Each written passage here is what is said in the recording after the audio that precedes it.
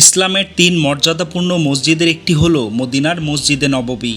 এটি নবী করিম সাল্লাল্লাহু আলাইহি ওয়াসাল্লামের শহর মদিনার প্রাণকেন্দ্রে অবস্থিত। রাসূল সাল্লাল্লাহু আলাইহি ওয়াসাল্লাম মদিনাকে সম্মানিত ঘোষণা করে এর বরকতের জন্য দোয়া করেছেন।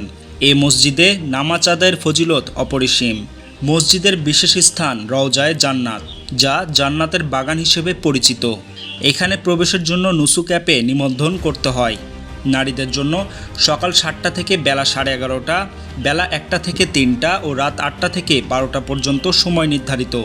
ভেতরে রয়েছে কোরআন শরীফ, জমজমের পানি এবং নারীদের জন্য আলাদা নামাজের জায়গা।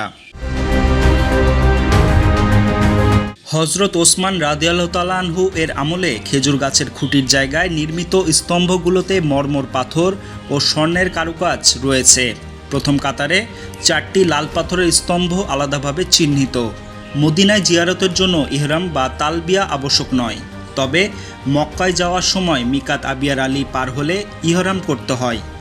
হাদিসে আছে, মসজিদে কুবায় ওযু করে নামাজ পড়লে উমরার সোয়াব মিলে। মসজিদের পাশেই জান্নাতুল বাকি কবরস্থান, যেখানে হজরত ফাতেমা রাদিয়াল্লাহু তাআলা আনহু, হজরত ওসমান রাদিয়াল্লাহু তাআলা আনহু সহ বহু সাহাবীর কবর রয়েছে। এছাড়া মসজিদে কুবা, কিবলাতাইন, উহুদের পাহাড়, খন্দকের পাহাড় ঘুরে দেখতে ট্যাক্সি চালকেরা 10 থেকে 20 রিয়ালের প্যাকেজ অফার করেন। নিউজ ডেস্ক, প্রতিফলন।